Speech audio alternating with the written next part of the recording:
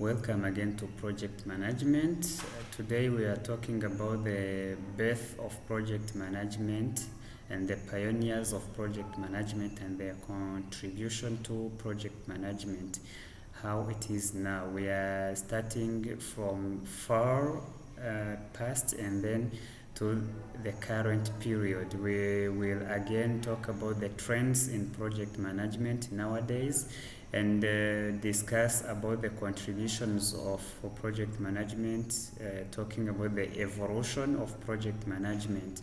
So we will then talk about the different methodologies and how they were introduced and being used. We differentiate then continuous improvement methodology and breakthrough improvement methodology.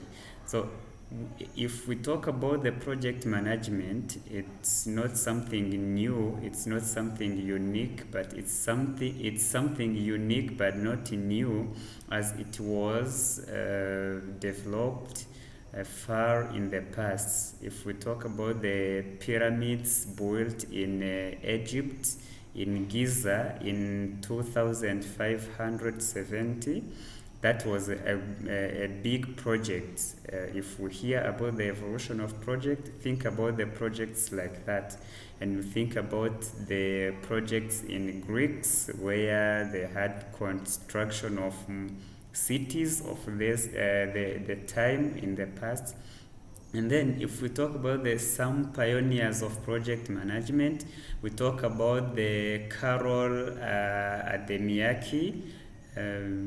He developed what we call in project management harmonogram. The harmonogram then was developed by Henry Gantt to be called chart Gantt. So it was then developed by 1910 up to 1915, named Gantt chart by Henry Gantt.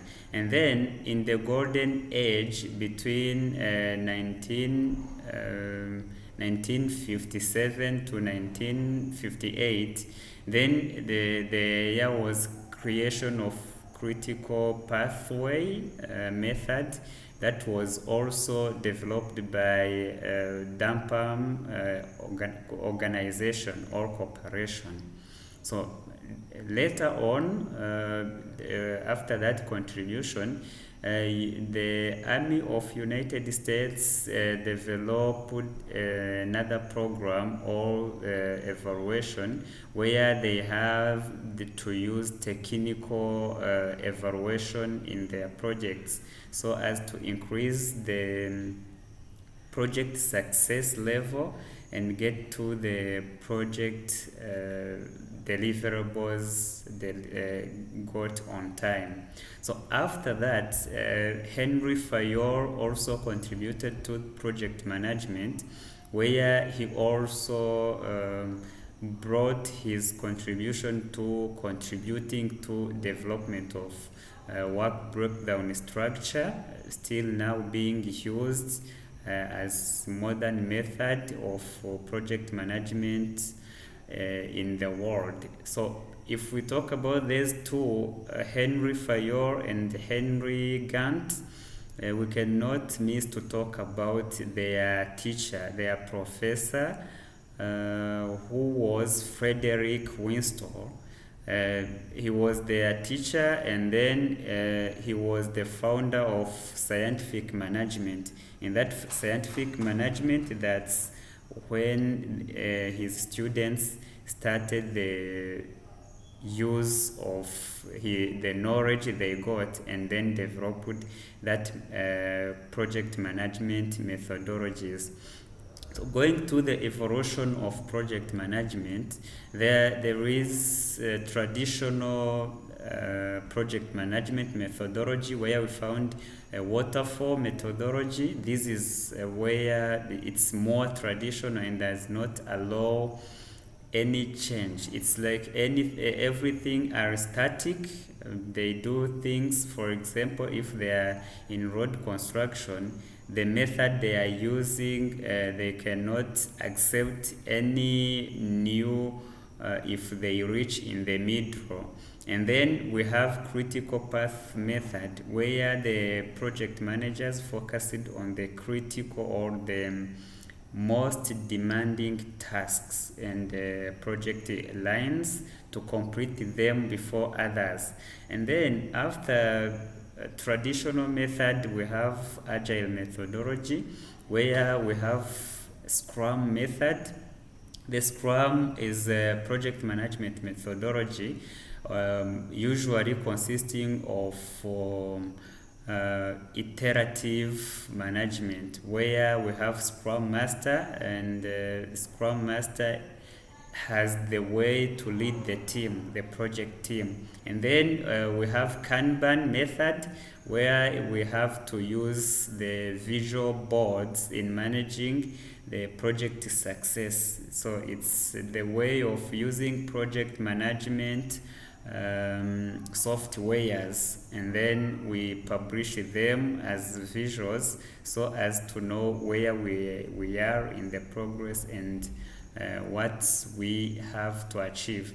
And then after that, we have hybrid. If we talk about hybrid, it's the mixture between traditional and modern. So in that we have Scrum, where we have to combine Scrum methodology with some principles in Agile methodology, in Kanban methodology. And then we have Agile project management methodology, where it's totally agile. Then in that process, it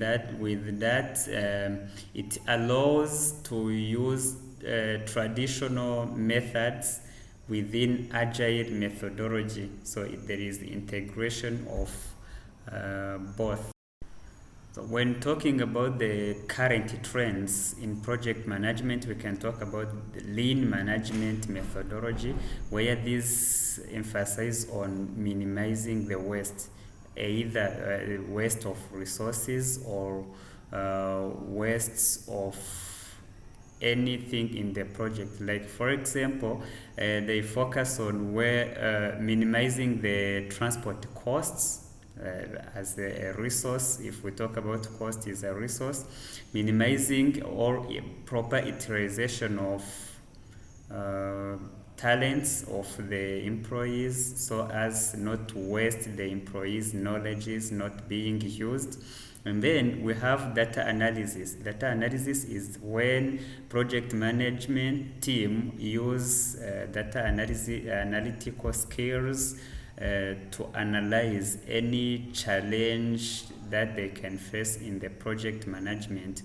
And then afterwards, we talk about the principles of Kaizen, the contribution of Kaizen principles. Kaizen principles state that within the team, there would be brainstorming the ways or the processes they should use to implement the changes. So if there is a change, they define the changes and then they implement the changes. So if we talk about continuous improvement, the difference between continuous improvement and breakthrough improvement.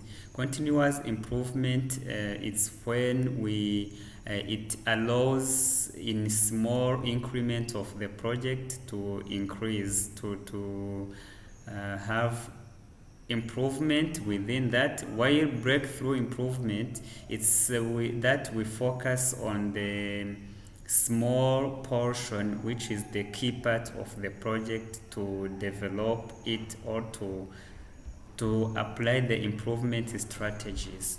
Thank you.